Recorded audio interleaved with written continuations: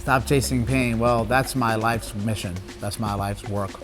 Stop Chasing Pain was born out of my journey into treating people in pain, and the pain wasn't getting better in the long term or kept coming back. And I was like, why not?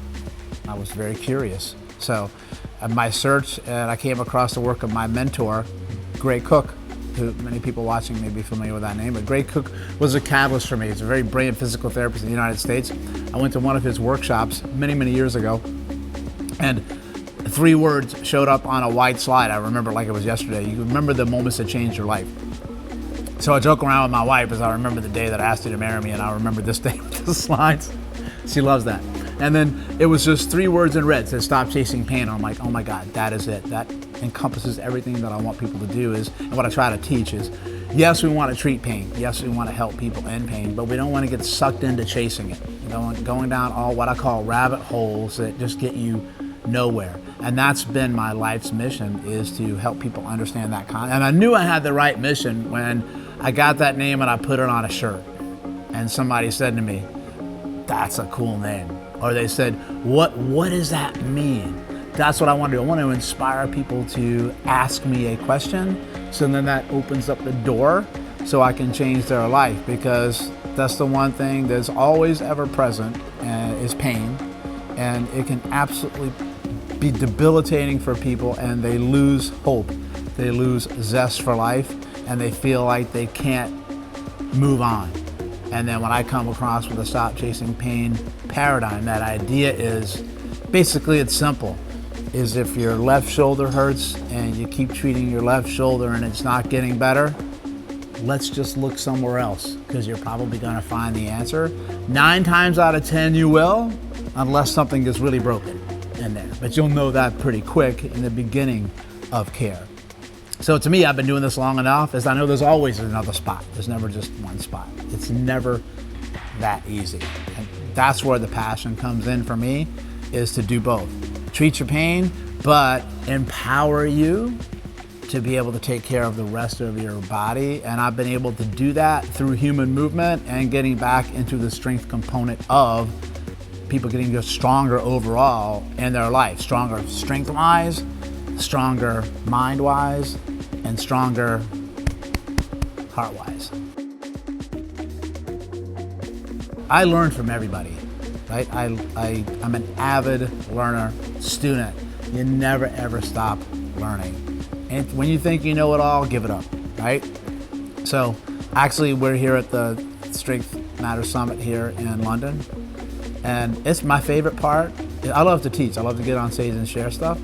But when I teach, I'm only telling you what I already know, right? And I'm changing your life. But I sit back and then I learn from other presenters, like the people that have been out there today. But I also learn from the audience. So my biggest inspiration actually are the people that I come in contact with every day that I learn from, because they give me feedback of what they like, what they don't like, and then when I'm trying to introduce something to them to change their life, I can see that outcome.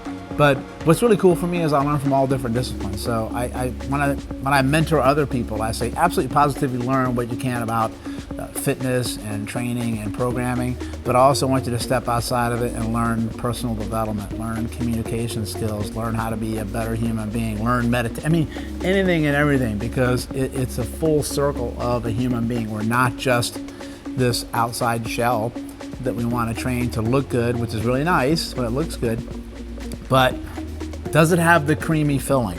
I mean, is there something worthwhile inside? Because one of my favorite lines is that if you're ugly on the inside, you're actually pretty ugly on the outside. So start from inside here and then go out. So honestly, Arnold was the catalyst for me on everything, but I learn from every single person I come in contact with, no matter who they are.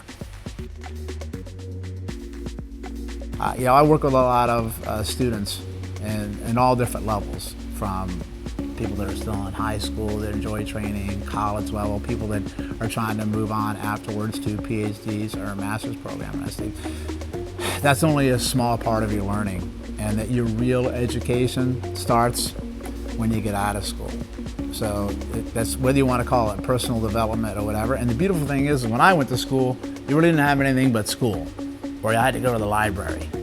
Right? Now they got this beautiful thing called the internet, and in your palm of your hand, you've got the world that I can tap into and learn at any point. I mean, jumping on a podcast and listening to somebody across the world that I've never met before, and I learn something, I'm like, oh my God, that just changed my life. So to me, I think if you want to be at the top of the success ladder, whatever that means for you, it could be financially, it could be personally, it could be whatever, right? It comes through a never-ending zest for learning. And when you get in this game, you realize that successful people are readers.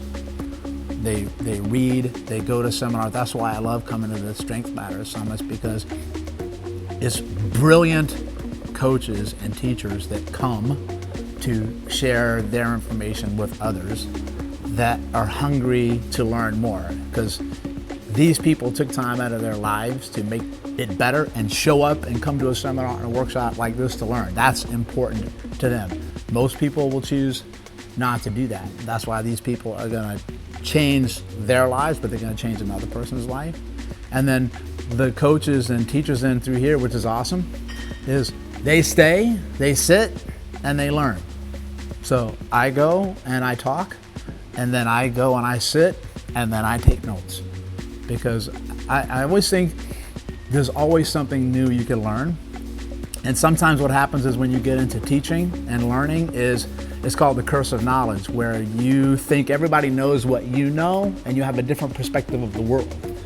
But very often you'll find that people have no idea what you know, even though you think it's a very simple concept. I mean, this is so simple, how can somebody not know it? When you get to that point, you need to take a step back and realize that it's always new to somebody who doesn't know it yet. It's one of my favorite lines, is that if I impart that to that person, something very simple and fundamental and foundational, and they say, that to me was one of the most important takeaways that I had got, right? And also with education is, it doesn't have to be difficult, it doesn't have to be complicated, it can just be very, very simple. And Dan John, who you guys work with, is one of my favorite mentors. He talks about simplicity a lot.